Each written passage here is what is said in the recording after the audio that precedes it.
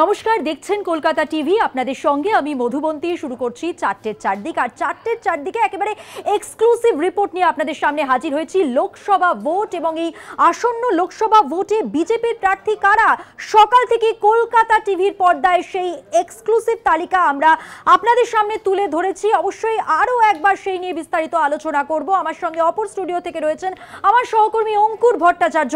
অঙ্কুর,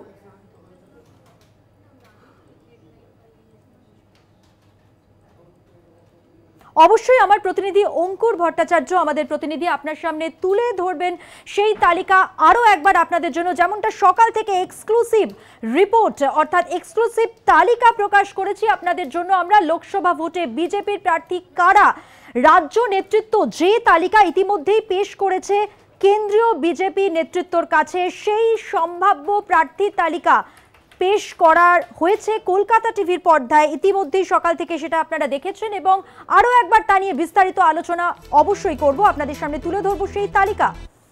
লোকসভা ভোটে বিজেপির প্রার্থী কারা, সেই নিয়ে এখনকার আলোচনা। অমিত শাহ গতকাল দফায় দফায় বৈঠক করেছেন এবং তারপর যে তালিকা, সম্ভাব্য তালিকা তৈরি হয়েছে, রাজ্য নেতৃত্ব যে তালিকা তৈরি করেছে, সেই এক্সক্লুসিভ তালিকা যা পেশ করা হয়েছে ইতিমধ্যে কেন্দ্রীয় নেতৃত্বের কাছে, সেই রিপোর্ট দুপুর 1টা থেকে আপনাদের সামনে আমরা দিয়েছি। অর্থাৎ তালিকা পেশ করা হয়েছে যা, তা আপনাদের সামনে তুলে ধরেছি। কারা কারা কোন কোন কেন্দ্রে রয়েছেন এবং কোন কোন কেন্দ্রে কাদের কাদের কেন ভাবা হয়েছে, সেই নিয়েও বিস্তারিত আলোচনা করেছি আমরা। আরও একবার সেই আলোচনায় আসবো। যেমনটা বলছিলাম, লোকসভা ভোটে বিজেপির সম্ভাব্য প্রার্থী কারা, তাদের যে নাম তালিকা, সেই তালিকা আমরা দুপুর 1টা থেকে আপনাদের কাছে এক্সক্লুসিভলি সেই রিপোর্ট, সেই তালিকা পেশ করেছি। এবং কোন কেন্দ্র থেকে কারা রয়েছেন সম্ভাব্য প্রার্থী হিসেবে, কি কোথায় কোথায় রদবদল হয়েছে, এই সমস্ত তথ্য আপনাদের সামনে তুলে ধরেছি এক্সক্লুসিভলি কলকাতা টিভির পর্দায় আপনারা দেখেছেন। আসন্ন লোকসভা নির্বাচনে রাজ্য বিজেপির পক্ষ থেকে কেন্দ্র বিজেপি নেতৃত্বের কাছে যে প্রস্তাবিত প্রার্থী তালিকা পেশ করা হয়েছে তা শুধুমাত্র কলকাতা টিভির পর্দায় আপনারা ইতিমধ্যেই দেখেছেন। দুপুর 1টা থেকে আপনাদের সেই এক্সক্লুসিভ রিপোর্ট দেখিয়েছি আমরা। কোন কেন্দ্রে কেন এবং কে কে প্রার্থী হয়েছেন সেই নিয়েও বিস্তারিত আলোচনা হয়েছে। সব মিলিয়ে সেই তথ্য আমাদের কাছে এসছে এবং সেই তালিকা যা রাজ্য নেতৃত্ব কেন্দ্রীয় নেতৃত্বের কাছে পৌঁছে দিয়েছে, পেশ করেছে। বাংলায় 35 আসনের টার্গেট অমিত শাহ। আমরা গতকালই দেখেছিলাম অমিত শাহ, স্বরাষ্ট্রমন্ত্রী জেপি নাড্ডা, তিনি এসেছিলেন এবং তারা দফায় দফায় বৈঠক করেন রাজ্য নেতৃত্বের সঙ্গে। এবং সেই বৈঠকের পর আজকে যে খবর, প্রার্থী তালিকার কথা আপনাদের বলছিলাম, লোকসভা ভোটে বিজেপির প্রার্থী কারা, সেই তালিকা ইতিমধ্যেই রাজ্য নেতৃত্ব কেন্দ্রের কাছে পেশ করেছে এবং সেই নিয়ে আরো বিস্তারিত জানবো। যেমনটা বলছিলাম, আমার সহকর্মী, আমাদের প্রতিনিধি অঙ্কুর ভট্টাচার্য অপর স্টুডিও থেকে রয়েছেন সরাসরি। অঙ্কুর,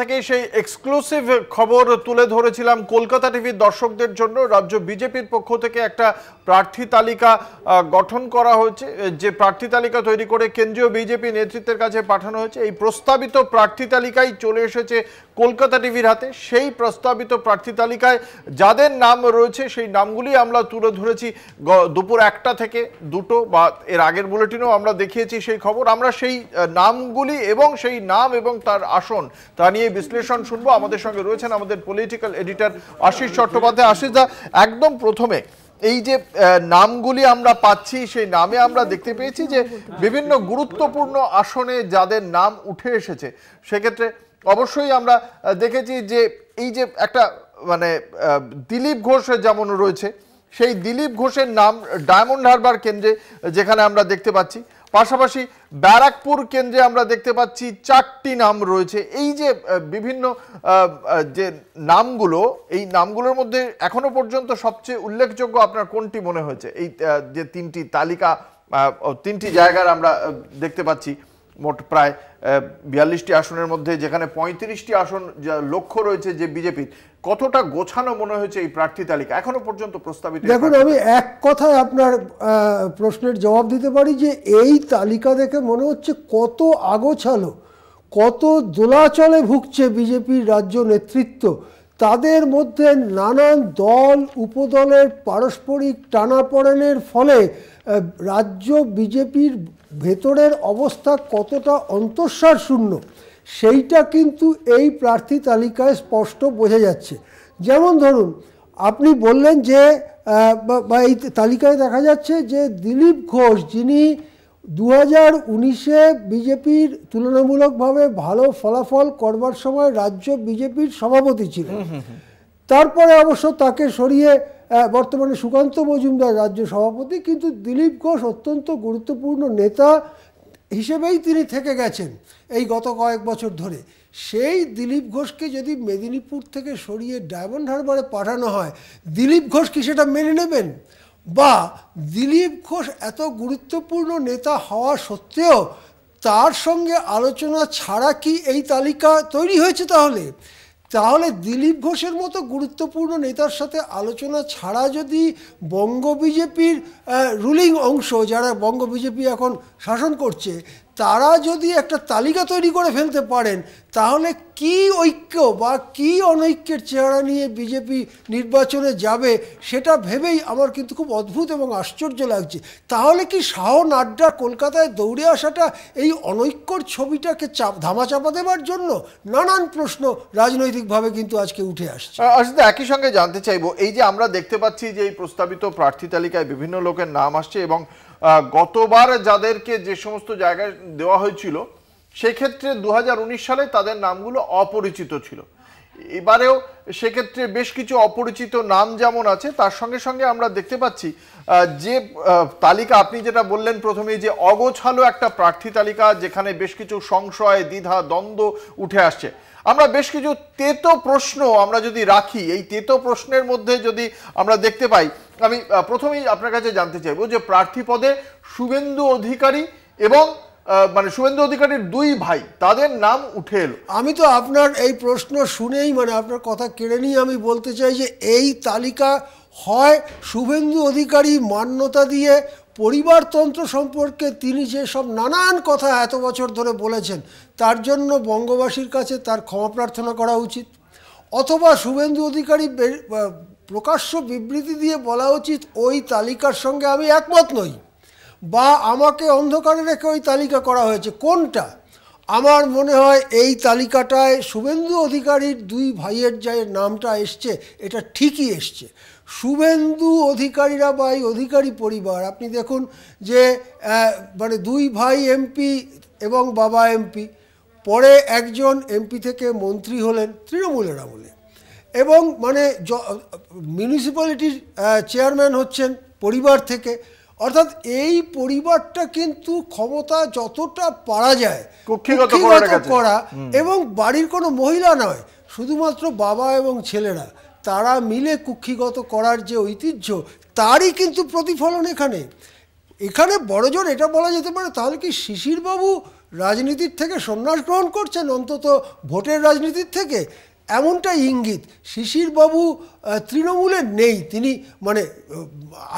আইনত লোকসভার খাতায় কি আছে না আছে সেসব আমরা জানি, কিন্তু প্রকৃতপক্ষে মানসিক দিক থেকে তিনি তৃণমূলের নেই, বিজেপির সঙ্গে আছেন। কিন্তু বিজেপি তার নাম না করায় মনে হচ্ছে যে শিশিরবাবুর সম্মতিক্রমে তার আরেক পুত্রর কাছে উত্তরাধিকারের ব্যাটনটা বাড়িয়ে দিলেন কাঁথিতে শিশিরবাবু। একেবারে একই সঙ্গে আমরা যে কথাটা আপনি বলছিলেন যে দিলীপ ঘোষের নামটা সরিয়ে দেওয়া হলো, সেটা উনি কতটা মেনে নেবেন। আচ্ছা, একটা বিষয় আপনার কাছ থেকে আরেকটু ক্ল্যারিফাই করতে চাইবো। দিলীপ ঘোষকে আমরা সাম্প্রতিক অতীতে দেখেছিলাম তার বক্তব্যে বারংবার বিড়ম্বনায় পড়েছিল রাজ্য নেতৃত্ব, সেই সময় তার মুখ বন্ধ করতে বলা হয়েছিল। এর আগে আমরা দেখতে পাচ্ছি যে যখন এই দিলীপ ঘোষ যখন যার নাম প্রস্তাব করা হয়েছে ডায়মন্ড হারবারের জন্য, সেই ডায়মন্ড হারবারে তো অভিষেক বন্দ্যোপাধ্যায় বিপুল ভোটে জিতেছেন, তাহলে কি সেখানে তাকে হারার জন্যই পাঠানো হচ্ছে? দেখুন, দিলীপ ঘোষকে শেষ পর্যন্ত যদি ডায়মন্ড হারবারে পাঠানো হয় এবং দিলীপ ঘোষ ওখানে লড়তে রাজি হন, তার একটাই অর্থ হতে পারে যে বাবা অনেক হয়েছে দিলীপবাবু, এবারে আপনি রাজনৈতিক সন্ন্যাসের দিকে যান। সোজা কথায় বসে যাওয়া মানে অবসরপ্রাপ্ত রাজনৈতিক কর্মী হওয়ার রাস্তাই দিলীপ ঘোষকে দেখানো হচ্ছে।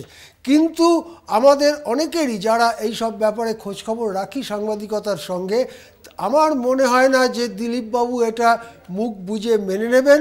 দিলীপবাবুরও যথেষ্ট ধরা করা করবার নানান রাস্তা আছে। যদি সুকান্ত মজুমদার, শুভেন্দু অধিকারীর হাত লম্বা হয়, দিলীপবাবুর হাতও কিন্তু খুব মেটে নয়। সুতরাং দিলীপবাবুর লবি, দিলীপবাবুর অংশের চাপ যদি কেন্দ্রীয় নেতৃত্বের ওপরে পড়ে, তাহলে এই তালিকা অনুযায়ী দিলীপবাবুকে ডায়মন্ড হারবারে পাঠাতে কতটা সমর্থ হবেন এই তালিকার রচয়িতারা, সেটা নিয়ে কিন্তু আমার গুরুতর সন্দেহ আছে। একেবারে একদমই এই বিজেপির প্রার্থী তালিকা যা ইতিমধ্যেই প্রকাশিত হয়েছে, কলকাতা টিভি পর্দায় আপনাদের যে বিস্তারিত রিপোর্ট আমরা দিচ্ছিলাম, অবশ্যই সেই খবরে আমরা আসব। কিন্তু তার আগে যে খবরে নজর রাখবো, অত্যন্ত গুরুত্বপূর্ণ খবর, নতুন মুখ্য সচিব রাজ্যের, তার নাম ঘোষণা হয়েছে বিপি গোপালিকা।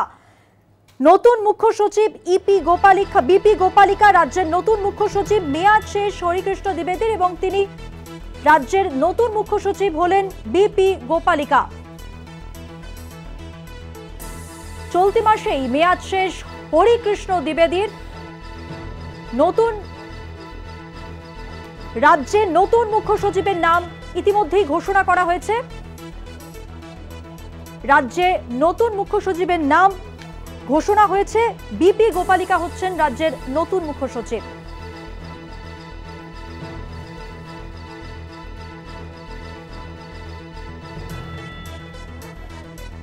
যেমন বলছিলাম, চলতি মাসেই মেয়াদ শেষ হরিকৃষ্ণ দ্বিবেদীর এবং তারপর যে নাম ঘোষণা হয়েছে বিপি গোপালিকার, রাজ্যের নতুন মুখ্য সচিব হলেন তিনি।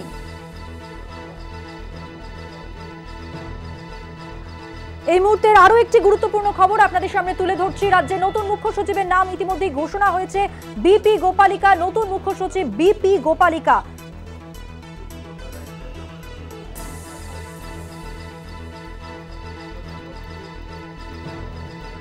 দীপ্তিমান ভট্টাচার্য আমাদের বিশেষ প্রতিনিধি, কথা বলবো, বিস্তারিত জানবো, এই সংক্রান্ত তথ্য জেনে নেব। দীপ্তিমান। একেবারে দেখো, বিপি গোপালিকা কিন্তু নতুন চিফ সেক্রেটারি হচ্ছেন এবং যেটা অর্ডার আর কিছুক্ষণের মধ্যেই বেরিয়ে যাবে। এবং যেটা জানা যাচ্ছে যে তাকে সেক্রেটারি পদ কালকে থেকে হতে নিতে হবে, কারণ আজকেই চিফ সেক্রেটারি যিনি রয়েছেন তার সে লাস্ট ডে। সুতরাং কালকে থেকেই নতুন চিফ সেক্রেটারি। আর হোম সেক্রেটারি নতুন কে হবেন সেই বিষয়ে কিন্তু একটা জল্পনা চলছে, সেই দিকে তাকিয়ে সকলেই রয়েছে যে হোম সেক্রেটারি কে হন। এবং ডিজির পদটাও কিন্তু খালি রয়েছে। সুতরাং ডিজি হিসাবে কাকে নিয়োগ করা হয় সেই দিকেও সকলের নজর রয়েছে। ধন্যবাদ।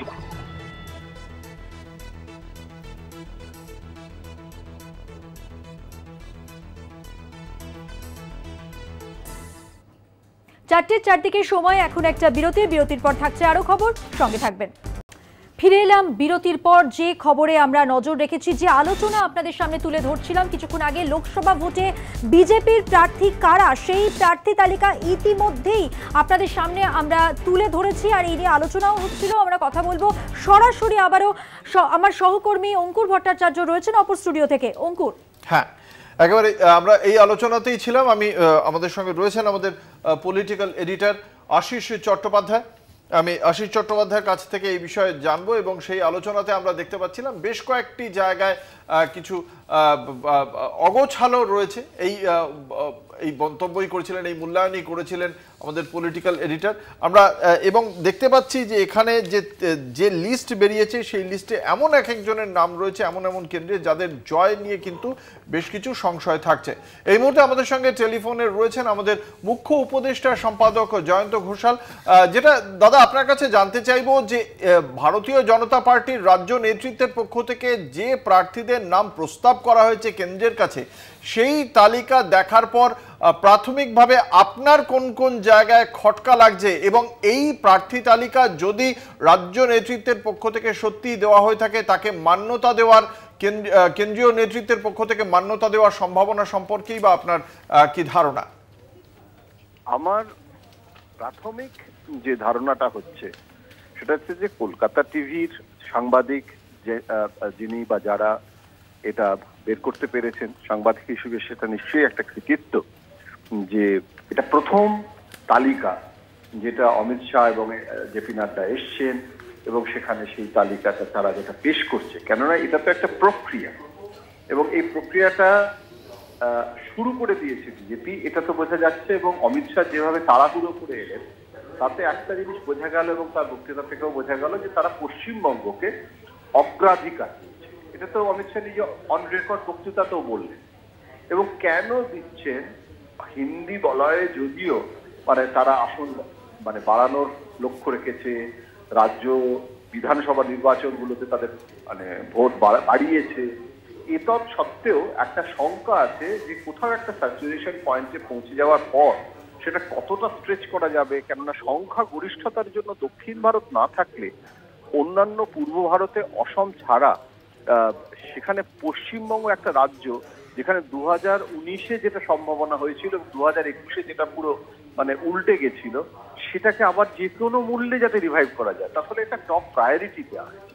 আমি এই কথাটা কেন প্রার্থী তালিকার সঙ্গে যুক্ত করছি, যে অমিত শাহ একটা কথা অনেকবার বলেন, আমাকেও ব্যক্তিগতভাবে আমি যখন কোনো সাক্ষাৎকার নিতে গেছি বা কথা বলেছি, বারবার উনি বলেন সেটা হচ্ছে যে আমার কাছে সব থেকে গুরুত্বপূর্ণ হচ্ছে একটা প্রার্থীর উইনেবিলিটি, অর্থাৎ তিনি জিতবেন কি জিতবেন না।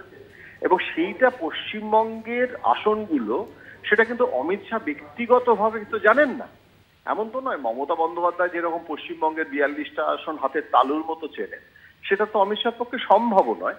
কিন্তু অমিত শাহর যেটা একটা অদ্ভুত মেকানিজম আছে, সেটা হচ্ছে রাজ্যের নেতৃত্ব দিল আর সেটা সঙ্গে সঙ্গে কায়মনোবাক্যে মেনে নেওয়া হলো, এমনটা কিন্তু অমিত শাহ সে ধাঁচের লোক নন। তাহলে তো মোদী এবং অমিত শাহ মুখ্যমন্ত্রী নির্বাচন থেকে শুরু করে ওখানে যেভাবে প্রার্থী মনোনয়ন পর্যন্ত বিধানসভার ক্ষেত্রে হয়েছিল, রাজ্য যেটা বলেছে, শিবরাজ যেটা বলেছে, সবই উল্টে গেছে।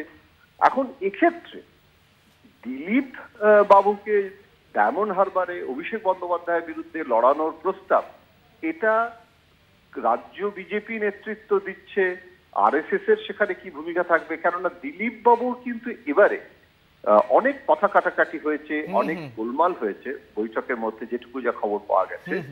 কিন্তু দিলীপ বাবু কিন্তু অপ্রাসঙ্গিক হয়ে যান, অর্থাৎ তাকে কমপ্লিটলি বাদ দিয়ে দেওয়া সম্ভব কিন্তু হলো না।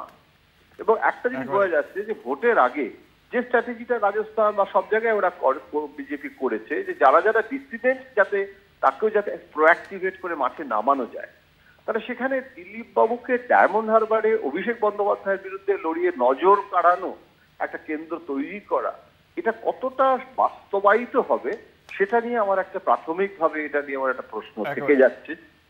আর একটা কথা শুধু বলবো, সেটা হচ্ছে যে বিজেপির প্রার্থী তালিকায় খুব কম নাম, মিঠু চক্রবর্তী অথবা এরকম একটা দুটো নাম বাদ দিলে বেশিরভাগ নামই কিন্তু তৃণমূলের যেরকম পরিচিত ব্যক্তিত্ব এবং একটা দাপুটে ব্যক্তিত্ব, সেখানে কিন্তু এখনো লং ওয়ে টু গো। বিজেপিকে কিন্তু এখনো তার বিকল্প হতে গেলে, এমনকি এলাকাতেও যে খুব জনপ্রিয় স্থানীয় এমন ব্যক্তিত্বও কিন্তু ঘটনাচক্রে অনেক কম। এবং কিছু কিছু আসন আছে যেখানে তো প্রার্থী দাঁড়াতে চাইছেন, আমি জানি, যেরকম হুগলিতে লকেট তো নির্বাচনেই প্রার্থী হতে চাইছেন না, অথচ তার নাম তো প্রস্তাব করে দেওয়া হয়েছে। এখন এগুলো তার ফলে আমি বলবো অনেক ট্রায়াল অ্যান্ড এরার এখন হবে। এটা প্রাথমিক তালিকা হিসেবে কলকাতা টিভিকে আমি এটার জন্য অভিনন্দন জানাই। অসংখ্য ধন্যবাদ। আমরা কথা বলছিলাম আমাদের মুখ্য উপদেষ্টা সম্পাদক জয়ন্ত ঘোষালের সঙ্গে। আমাদের সঙ্গে স্টুডিওতে রয়েছেন আমাদের পলিটিক্যাল এডিটর আশিস চট্টোপাধ্যায়। আশিস দা, যদি আমরা সেই তেতো প্রশ্নের প্রসঙ্গে আবারও ফিরে আসি, সেক্ষেত্রে আমরা দেখতে পাচ্ছি যে রানাঘাট কেন্দ্র এবং ব্যারাকপুর কেন্দ্র, এই দুটি কেন্দ্রেই প্রচুর নাম রয়েছে। রানাঘাট কেন্দ্রে 5 জনের নাম এই প্রস্তাবে রাখা হয়েছে। কিভাবে দেখছেন এই সিদ্ধান্তকে? হ্যাঁ, আমাদের এখানে একটু আগে আমাদের বরিষ্ঠ সাংবাদিক জয়ন্ত ঘোষালও যেরকম বললেন যে এই তালিকাটা পরে অনেক ছানবিন হবে, পাল্টানো চাপ, পাল্টা চাপ ইত্যাদি হবে। একটা প্রাথমিকভাবে এই জিনিসটা সামনে এসেছে এবং সেটাতেও কতটা যে মানসিক স্থিরতার অভাব সেইটা কিন্তু বোঝা যাচ্ছে যখন আমরা দেখি যে একটা কেন্দ্রে 5 জনের নাম, এই রানাঘাট কেন্দ্রে 5 জনের নাম, এবং রানাঘাট কেন্দ্র বিজেপির পক্ষে অত্যন্ত গুরুত্বপূর্ণ কেন্দ্র। ঠিক তেমনিভাবে ব্যারাকপুর কেন্দ্র বিজেপির পক্ষে কম গুরুত্বপূর্ণ কেন্দ্র নয়, সেখানে 4 জনের নাম অর্থাৎ মানে সাধারণত কি হয় যে মূলত একজনকে টার্গেট করেই সংগঠন ভাবে দল ভাবে, যদি কোনো কারণে আরেকটা নাম এসে যায় তাহলে এক অথবা দুই এরকম ভাবেই সাধারণত থাকে। রানাঘাটের ক্ষেত্রে জেতা আসন ছিল বিজেপির, জগন্নাথ সরকার সেইখানে 5 জনের নাম ভাবা, এটাও তো মানে বোঝা যাচ্ছে একটা কিরকম ছন্ন ছাড়া ব্যাপার। এটা একেবারেই খুবই একটা অবাস্তব ধরনের ব্যাপার, কেননা জগন্নাথ সরকার এরও নাম আছে। হ্যাঁ, জগন্নাথ সরকারের নাম আছে মানে কি জগন্নাথ সরকার অসুস্থ নন বা অন্য কোনো কারণে দলের সাথে কোনো দূরত্ব তৈরি হয়নি তাই তার নাম আছে। তাহলে তাই যদি নাম থাকে, তিনি যদি সিটিং এমপি হন, তার যদি বয়স 80 বছর না হয়ে গিয়ে থাকে বা অন্য কোনো অপারগতা না থাকে, তাহলে তার সাথে 4টে নাম লেজুর হিসেবে জুড়ে দেওয়ার কি অর্থ হতে পারে সেটা কিন্তু বোঝা খুবই কঠিন। কিন্তু আরেকটি বিষয় আপনার কাছে জানতে চাইবো, এই যে অনুপম হাজরার নামটা রেখে দেওয়া হচ্ছে, যেখানে অনুপম হাজরার অবশ্য এই যে তালিকা, সেই তালিকা শেষ পর্যন্ত অনুপম হাজরার বিরুদ্ধে কেন্দ্রীয় নেতৃত্বের পক্ষ থেকে যে পদক্ষেপ করা হয়েছে তার আগে এই তালিকা পেশ করা হয়েছিল, ফলে সেই জায়গা থেকে তবু অনুপম হাজরা যে রাজ্য নেতৃত্বকে বারংবার অস্বস্তিতে ফেলেছেন, সরাসরি আঙুল তুলেছেন রাজ্য নেতৃত্বের দিকে, তার নাম রাজ্য নেতৃত্বই প্রস্তাব করছে, এটা কি খুব স্বাভাবিক? দেখুন, যখন নাড্ডা শেষ পর্যন্ত সিদ্ধান্ত নিয়েছেন অনুপম হাজরা সম্পর্কে তার কেন্দ্রীয় সংগঠনের যে পদ তার থেকে অপসারিত করার, তার যদি একদিন আগেও এই তালিকা হয়ে থাকে বা একদিন পরেও হয়ে থাকে, ঘটনাটা তো একই। কোনো কারণ ছাড়া তো তাকে অপসারিত করা হয়নি। অপসারণের কারণ হচ্ছে যে ধারাবাহিকভাবে বছরের পর বছর ধরে অনুপম হাজরা রাজ্য নেতৃত্বের বিরুদ্ধে, এমনকি কেন্দ্রীয় নেতৃত্বের বিরুদ্ধে নানা রকম অপ্রিয় কথা, অভিযোগ ইত্যাদি প্রকাশ্যে বলে গেছেন। তারপরেও যদি নাড্ডা যে সিদ্ধান্ত নিয়েছেন তার একদিন আগেও যদি এই তালিকা হয়, 3 দিন আগেও যদি তালিকা হয়, গত 3 বছরের ইতিহাসটা কী করে বাদ দেওয়া যাবে? তার মানে বোঝা যাচ্ছে অনুপম হাজরা যতই মানে সুকান্ত মজুমদার বা অন্যদের বিরুদ্ধে কথা বলুন না কেন, তার হয়ে কথা বলবার লোকও আছে রাজ্য বিজেপির মধ্যে, যারা তাদের ইনফ্লুয়েন্স খাটিয়ে একমাত্র নাম হিসেবে, যেখানে বোলপুরে অনুপম হাজরার নাম রাখা হয়েছে একটিই নাম, এমন যদি হতো ওই রানাঘাটের মতো 5টি নামের মধ্যে একটি, তাহলেও তো বোঝা যেত। বোলপুরে যেন মাছের চোখে তীর বিধিয়ে দেওয়া হয়েছে যে অনুপম হাজরাই ওখানে ক্যান্ডিডেট। কি অনুপম হাজরা বোলপুরে কি বিরাট জনপ্রিয়তা বা কি ব্যাপার, আন্দোলনের ঐতিহ্য ইতিহাস কি আছে, মানে কিছু হিসেবে বলা যায় না। সুতরাং বোঝা যাচ্ছে যে অনুপম হাজরার ব্যাপারটা শুধু অনুপম হাজরার ব্যাপার নয়, এটা হচ্ছে দলীয় একটা বিশৃঙ্খলা দলের মধ্যেই যে চলছে, তারই প্রতিফলন হচ্ছে অনুপম হাজরার নামটা এভাবে রেখে দেওয়া। যাদবপুর কেন্দ্রে মিঠুন চক্রবর্তীর নাম প্রস্তাবে রেখেছে রাজ্য বিজেপি। এই মিঠুন চক্রবর্তীর নামটা রাখাকে আপনি কিভাবে দেখছেন? দেখুন, প্রথমত হচ্ছে যে সাধারণত বিজেপি যে বয়সসীমা ইত্যাদির কথা বলে থাকেন, সেই দিক থেকে মিঠুন চক্রবর্তী বেশ বয়স্ক, এবং মিঠুন চক্রবর্তী মানে এই 2021-এর বিধানসভা নির্বাচনের সময়তে তিনি একজন স্টার বক্তা হিসেবে একেবারে অবতীর্ণ হয়েছিলেন বিজেপির হয়ে, এবং এমনকি মোদিজি যে মঞ্চে ছিলেন সেই মঞ্চে তিনি ছিলেন এবং মোদিজি তার সাথে মঞ্চে কথা বলেন, সেসব আমরা দেখেছি বা আমাদের স্মরণে আছে। সুতরাং যেভাবে মিঠুন চক্রবর্তীকে প্রজেক্ট করা হয়েছিল বঙ্গ বিজেপির কাণ্ডারির মতো আর কি, যে জনপ্রিয় কাণ্ডারি ধরনের, তার সঙ্গে কিন্তু একটি নির্দিষ্ট কেন্দ্র যাদবপুরে মিঠুন চক্রবর্তীকে প্রার্থী করার ব্যাপারটা ঠিক যায় না। যদি এরম হতো যে রাষ্ট্রপতি মনোনীত রাজ্যসভার সদস্য বা ইত্যাদি ইত্যাদি বা এরম ধরনের কিছু ব্যাপার হতো, বা রাজ্যসভার সদস্য, তাহলে তবু একটা হতো, কিন্তু এটা যায় না। এবং মিঠুন চক্রবর্তী কতটা রাজি হবেন কেউ বলতে পারে না। শেষ প্রশ্ন, শ্রমিক ভট্টাচার্য দমদম থেকে সরিয়ে বসিরহাটে প্রার্থী করা হলো, মানে খুব স্বাভাবিক বা এটাই খুব মনে হচ্ছে ঠিকঠাক? দেখুন, দমদমে শ্রমিক ভট্টাচার্য খুব লড়াই দিয়েছিলেন, মানে 2019-এ যখন হয় আমাদের সকলেরই মনে আছে সেই ছবিগুলো, এবং বেশি ভোটে হারেননি, 52-53 হাজার ভোটে শ্রমিক ভট্টাচার্য হেরেছিলেন, সৌগত রায় তখন জিতেছিলেন সেখানে।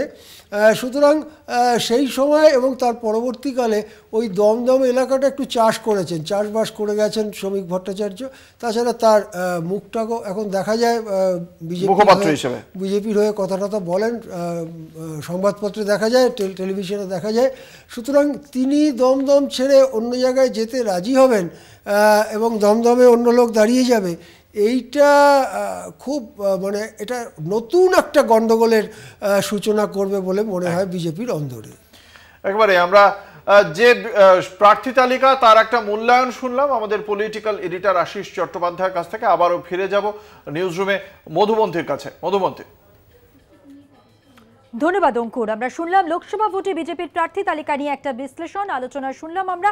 এখন সময় একটা বিরতির পর থাকছে আরো অন্যান্য খবর, সঙ্গে থাকুন। ফিরে এলাম বিরতির পর। পদ হারিয়েও পুরনো ফর্মেই অনুপম হাজরা, শর্ত মানলেই সবকিছু আগের মতো। অপসারণের 3 ঘন্টার মধ্যেই সোশ্যাল মিডিয়ায় পোস্ট অনুপমের। এরপরই মধুকে ধন্যবাদ জানিয়ে ফের একটি ফেসবুক পোস্ট করেন অনুপম হাজরা।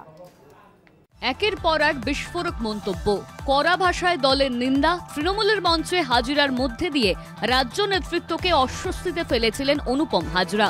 এটা যে বিজেপির রাজ্য নেতৃত্ব তথা কেন্দ্র ভালো চোখে দেখছে না তা আগেই স্পষ্টত বুঝিয়ে দেওয়া হয়েছিল। অনুপমকে দেওয়া ওয়াই ক্যাটাগরির নিরাপত্তাও তুলে নিয়েছিল স্বরাষ্ট্র মন্ত্রক, কিন্তু তারপরেও দমানো যায়নি অনুপমকে। তাই বঙ্গে শাহী সফরের মাঝেই অনুপমকে কঠিন শাস্তি দিলেন জেপি নাড্ডা। কেড়ে নেওয়া হলো বিজেপির সর্বভারতীয় সাধারণ সম্পাদকের পদ। তবে মঙ্গলবার বিজেপির তরফে এই সিদ্ধান্ত ঘোষণার পরই অনুপমের ফেসবুক পোস্ট ঘিরে নতুন করে তৈরি হয়েছে ধোঁয়াশা। অনুপম মঙ্গলবার রাত্রি 2:16 লেখেন, পদ থেকে সরানো ঠিক 3 ঘন্টার মধ্যেই বার্তা, কিছু শর্ত মেনে চললে আবার সব আগের মতো। অনুপমের দাবি তাকে শর্ত সাপেক্ষে পদ ফিরিয়ে দিতে চাইছে বিজেপি, যদিও কি শর্ত তা স্পষ্ট করেননি অপসারিত বিজেপি নেতা। কিন্তু সাংবাদিকদের মুখোমুখি হয়ে কার্যত মুখে কুলু পেটেছেন তিনি। আমি এখন 2 দিনের জন্য হিমালয়ে যাচ্ছি, হিমালয় থেকে ফিরে আসি, 3য় দিনের দিন কথা হবে। Happy new year, happy new year. এই বিষয়টা একটু বলুন যে কি হয়েছিল। নতুন বছরের সবাইকে শুভকামনা জানাই।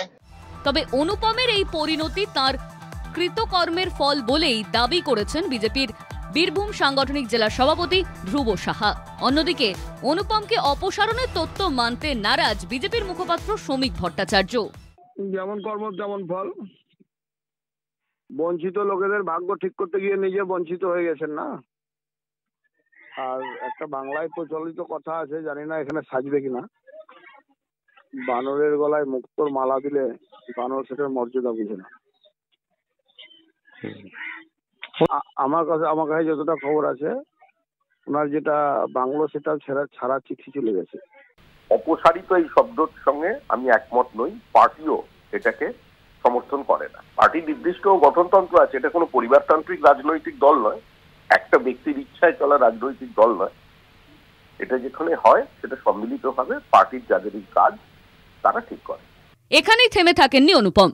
প্রধানমন্ত্রী নরেন্দ্র মোদীকে উদ্ধৃত করেও ফেসবুক পোস্ট করেন তিনি। লেখেন, মোদীজি, সবকিছুর জন্য আপনাকে ধন্যবাদ।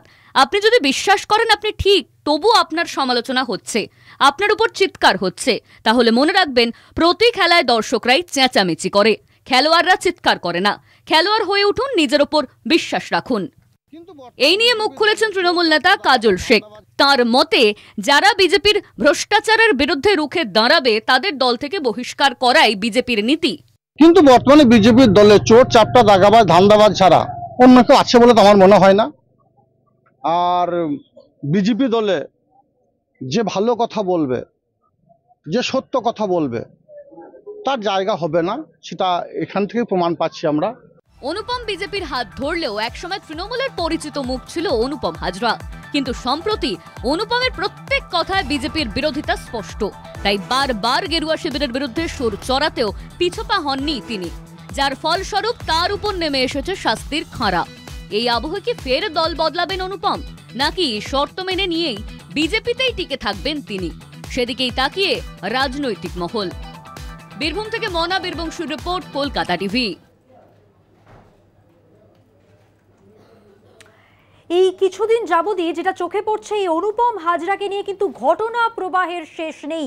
কোথাও গিয়েই থামছে না এই ফেসবুক পোস্ট করা এবং অনুপম হাজরার মন্তব্য বিভিন্ন জায়গাতে। সব মিলিয়ে এবার কথা বলবো, সরাসরি আমাদের সঙ্গে রয়েছেন আমাদের বীরভূমের প্রতিনিধি মনা বীরবংশী। মনা, যে কথা বলছিলাম, অনুপম হাজরা ঘটনা প্রবাহের তাকে নিয়ে কিন্তু শেষ নেই এবং শেষ পর্যন্ত তিনি যে ফেসবুক পোস্ট করেছেন এবং সব মিলিয়ে বারবারই তিনি দলকে কিন্তু অস্বস্তির মুখে ফেলেছেন। সে জায়গায় এই মুহূর্তে দাঁড়িয়ে যা যা হয়েছে আজ পর্যন্ত, জেলা নেতৃত্ব কতটা বিড়ম্বনায় অনুপম হাজরাকে নিয়ে?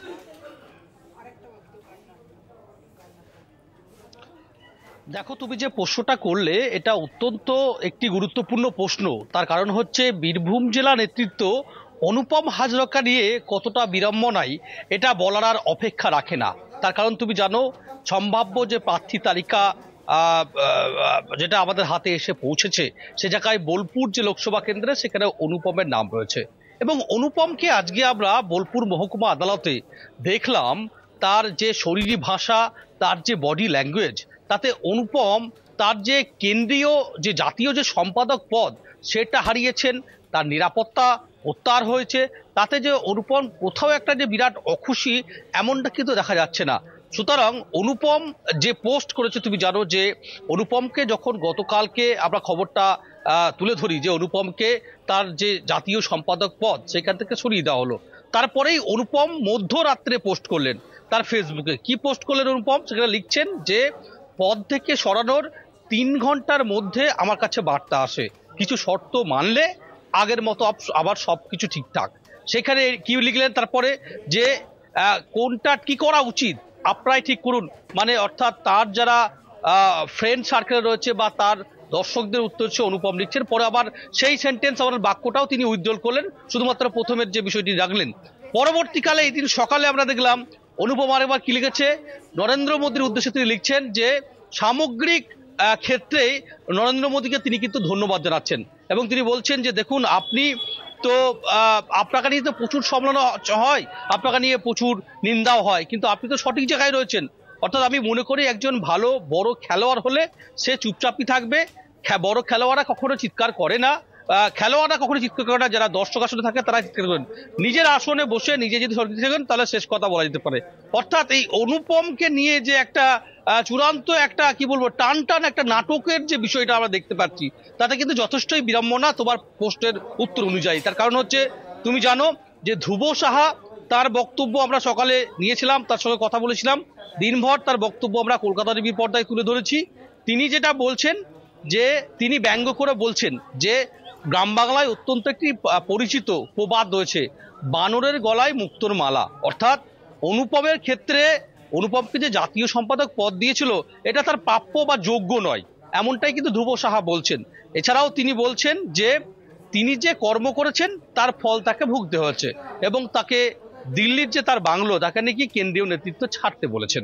অর্থাৎ এখান থেকে বিজেপির যারা নেতারা তারা কিন্তু অনুপমের বিরুদ্ধে কিন্তু এখনো পর্যন্ত যেভাবে অনুপম তাদের বিরুদ্ধে কথা বলেছে, তুমি জানো যে এ রাজ্যের বিজেপির সভাপতি সুকান্ত মজুমদার, তুমি যদি সম্পাদকের কথা দেখো অমিতাভ চক্রবর্তী, তাদের থেকে শুরু করে রাজ্যের যে সমস্ত বিজেপির জেলার যারা সাংগঠনিক যে সভাপতি রয়েছে, তুমি যদি অনুপমের ভিটেমাটি বোলপুরই ধরো, বোলপুর সাংগঠনিক জেলার কথা বলো সন্ন্যাসী চরণ মণ্ডল বা বীরভূম সাংগঠনিক জেলা বিজেপির সভাপতি বলো ধ্রুব সাহা, তাদের বিরুদ্ধে সর্বজন বলছেন তারা নাকি দুর্নীতিগ্রস্ত, তারা সিন্ডিকেটের সাথে যুক্ত, তারা টাকা পয়সা তোলে, অর্থাৎ চোর মুক্ত বিজেপি চায়। এই যে এটা চূড়ান্ত, অর্থাৎ এক কথাই কিন্তু এটা বলা যেতে পারে যে বছর ঘুরলেই কিন্তু লোকসভা নির্বাচন, সেই নির্বাচনের আগে অনুপমকে নিয়ে কিন্তু বিজেপি বা বঙ্গ বিজেপিতে যে একটা চরম অস্বস্তি, একটা খুব একটা যে আনন্দের যে ছবি এমনটা নয়, পুরোটা সুখকরের যে ছবি এমনটা নয়।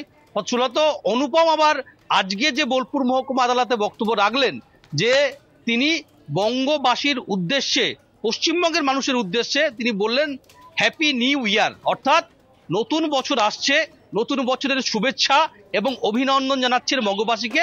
পাশাপাশি তিনি এদিন আমাদের প্রশ্নের উত্তরে এটাও বললেন যে আমি আগামী কয়েকদিনের জন্য হিমালয়ে বেড়াতে যাচ্ছেন, তারপরে এসে বলবো। অর্থাৎ অনুপম কিন্তু সমস্ত বিষয়টাই একটা নাটকীয় বিষয়, একটা বিরাট নাটকের মধ্যে দিয়ে সে কিন্তু এড়িয়ে গেল এবং অনুপম আগামী দিনে যে অনুপম যেটাকে রাজনৈতিক মহল মনে করছে যে তাহলে অনুপম এটাই সঠিক যে শেষ যে পোস্টটি অনুপম করেছে নরেন্দ্র মোদীকে ধন্যবাদ জানিয়ে, তাতে অনুপম বোলপুর যে তার যে নিজের কেন্দ্র, যখন তিনি 2014 সালে তৃণমূলের টিকিটে জিতে সাংসদ ছিলেন, সেই টিকিটেই অনুপম আবার আসছেন এখানে বিজেপির হয়তো প্রার্থী দাঁড়াবেন। অনুপমের এমনটাও কিন্তু হতে পারে, সম্ভাবনা রয়েছে, এমনটাও অনেকগুলো সম্ভাবনা উঠে আসছে। মনা, আপাতত ধন্যবাদ তোমাকে। কথা বললাম আমাদের প্রতিনিধি মনা বীরবংশীর সঙ্গে। আমরা শোনাবো আপনাদের অনুপম হাজরা কি বলেছেন আরো একবার। ভাই শুভদা, আরে পুড়ে গেছিল আমার এটা।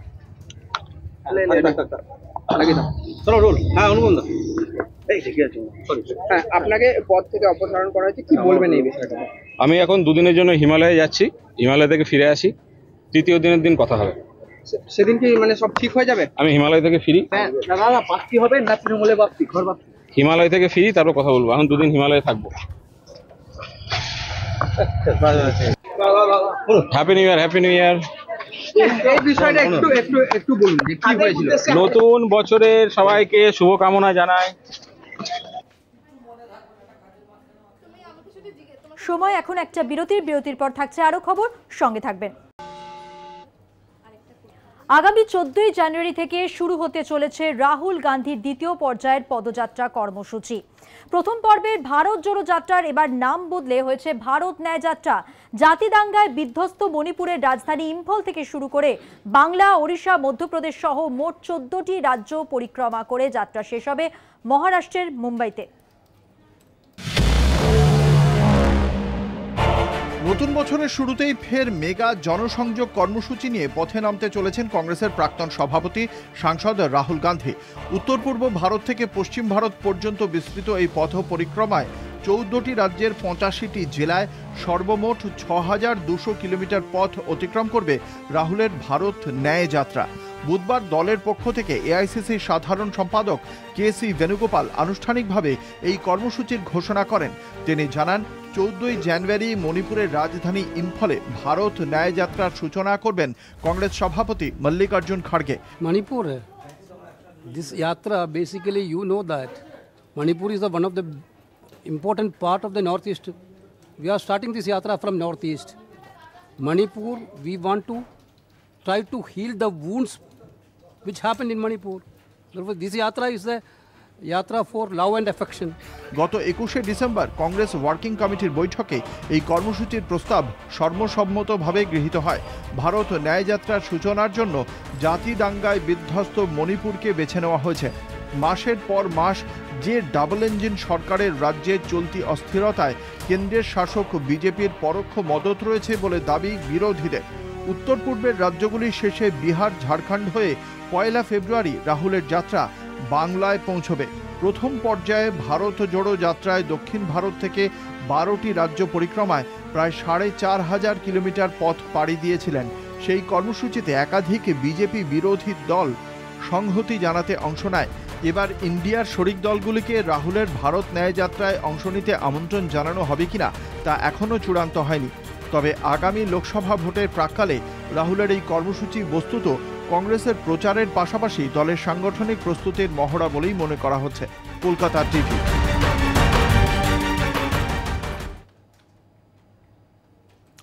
অন্যদিকে সাত সকালে কুস্তিগিরদের আখড়ায় কংগ্রেস নেতা রাহুল গান্ধী। বুধবার সকালে আচমকাই কংগ্রেস এমপি পৌঁছে যান হরিয়ানার জজ্ঝর জেলার বাহাদুরগড়ের ছড়া গ্রামে। দেখা করেন বীরেন্দ্র আখড়ার কুস্তিগিরদের সঙ্গে। মন দিয়ে শোনেন তাদের সুবিধে অসুবিধের কথা। দীর্ঘ আন্দোলন শেষেও মেলেনি ন্যায় বিচার, তাই প্রতিবাদের ভাষা আরো জোরালো করেছেন বজরং পুনিয়ার সাক্ষী মালিকরা। একে একে পদ্ম সম্মান ফেরাতেও পিছপা হননি কুস্তিগিররা। এই আবহে আচমকাই তাদের সঙ্গে দেখা করতে হাজির রাহুল গান্ধী। বুধবার সকাল সকাল হরিয়ানার ঝাঝর জেলার বাহাদুরগড়ের ছড়া গ্রামে পৌঁছে যান কংগ্রেস সাংসদ। এই গ্রামই ভারতীয় কুস্তিগিরদের আঁতুর ঘর বলে পরিচিত। বুধবার সেখানকার বীরেন্দ্র আর্য আখড়ায় सरप्राइज विजिट राहुलर।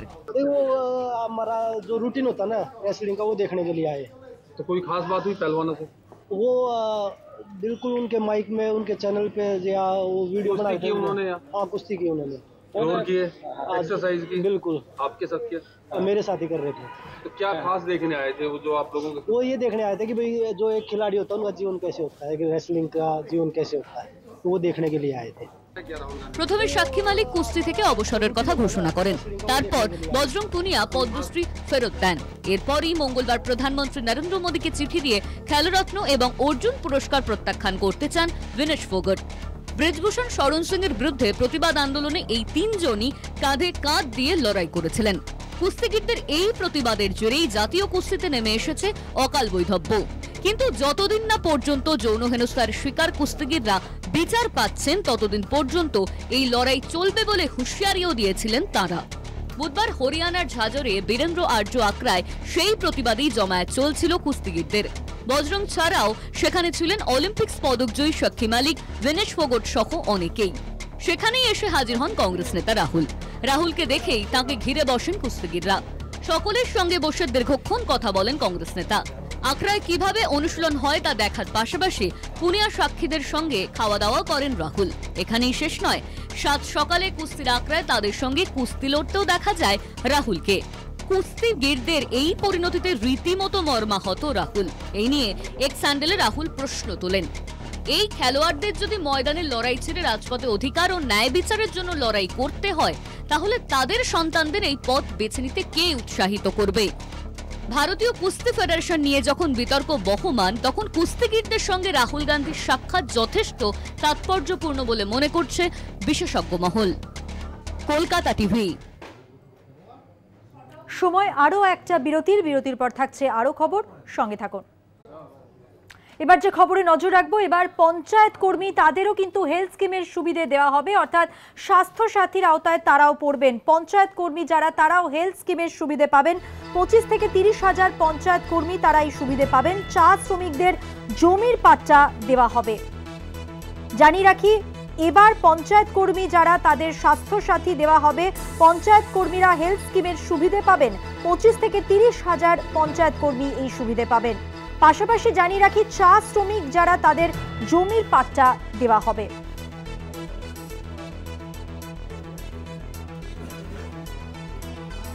চা শ্রমিকদের বাড়ির জন্য 1,20,000 টাকা ঘোষণা।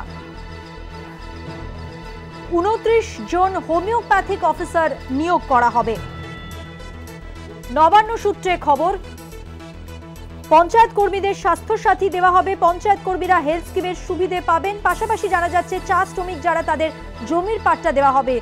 আজ মন্ত্রিসভার বৈঠকে এমনই সিদ্ধান্ত নেওয়া হয়েছে।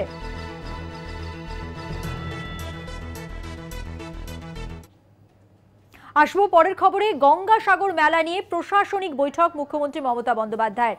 মেলা কতদিন চলবে ও সেখানে পুণ্যার্থীদের জন্য ঠিক কি কি ব্যবস্থা থাকছে, সেই নিয়েই একগুচ্ছ নির্দেশ মমতা বন্দ্যোপাধ্যায়ের। গঙ্গাসাগরের প্রস্তুতি নিয়ে নবান্নে বৈঠক সারলেন মুখ্যমন্ত্রী মমতা বন্দ্যোপাধ্যায়। পুলিশ এবং প্রশাসনের কর্তাদের নিয়ে বৈঠক করলেন তিনি। মেলা কতদিন চলবে, সেখানে পুণ্যার্থীদের জন্য কি কি ব্যবস্থা থাকছে, সেই নিয়ে বিস্তারিত আলোচনা করেন তিনি। মেলায় ভিআইপিদের পাইলট কার নিয়ে ভিড় না করার নির্দেশ মুখ্যমন্ত্রীর। দেখে নেবেন, ভিআইপিসরা খুব প্রয়োজন না থাকলে ভিআইপিস উইল নট বি অ্যালাউড। কারণ এত ভিড়ের মধ্যে যদি ভিআইপিরা যায়, তাহলে কিন্তু প্রবলেম হবে। Request all the VIPs not to move. 8 থেকে 17 জানুয়ারি চলবে মেলা। পুণ্যার্থীদের জন্য সরকারি এবং বেসরকারি বাসের ব্যবস্থা করা হবে।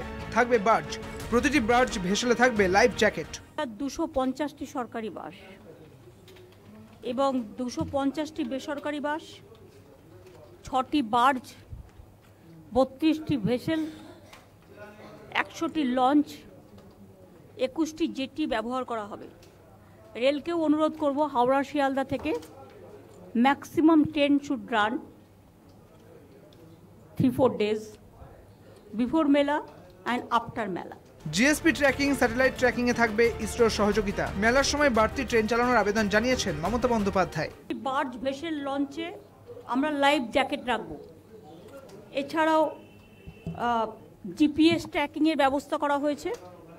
শুধু তাই নয়, আবার বিকেলে স্যাটেলাইট ট্র্যাকিংয়েরও ব্যবস্থা থাকবে ইসরোর সহযোগিতায়, যাতে ইন্টারনেট গণ্ডগোলে জিপিএস ট্র্যাকিংয়ের সমস্যা হলেও আমাদের ভেহিকেল ট্র্যাকিংয়ের কোনো সমস্যা যাতে না হয়। পুণ্যার্থীদের স্বাস্থ্য পরিষেবার বিষয়টিকে প্রতিবারের মতো এবারও বিশেষভাবে গুরুত্ব দেওয়া হয়েছে। মেলার জন্য চিকিৎসায় 300 বেডের বন্দোবস্ত করা হচ্ছে। তাছাড়াও সাগর, নামখানা, চেমাগুড়ি, লট 8, রুদ্রনগরে স্বাস্থ্য পরিষেবাকে আরও জোরদার করা হচ্ছে। সাগরে ইন্টেনসিভ কেয়ার ইউনিটের ব্যবস্থাও থাকছে, জায়গায় জায়গায় ফার্স্ট এডের ব্যবস্থাও থাকছে, পর্যাপ্ত স্পেশালিস্ট ডক্টর, নার্স, প্যারামেডিক সব জায়গায় থাকবেন। এছাড়াও এয়ার অ্যাম্বুলেন্স, ওয়াটার অ্যাম্বুলেন্স এবং 61 অ্যাম্বুলেন্সের ব্যবস্থা করা হয়েছে। ক্রিটিক্যাল রোগীদের জন্য গ্রিন করিডোরের ব্যবস্থা সবই থাকছে। নিরাপত্তার ক্ষেত্রেও যে কোনো রকম আপোষ করা হবে না তা বৈঠকে সাফ জানিয়ে দেন মুখ্যমন্ত্রী। পর্যাপ্ত পুলিশের পাশাপাশি সিসিটিভি ক্যামেরা, ড্রোন, দমকল ইঞ্জিন এবং সিভিল ডিফেন্স কর্মী থাকবেন বলে জানান মুখ্যমন্ত্রী মমতা বন্দ্যোপাধ্যায়। কলকাতা টিভি। 4টের চারদিক আজকের মতো এ পর্যন্তই। দেখছেন কলকাতা টিভি, রাত দিন 7 দিন।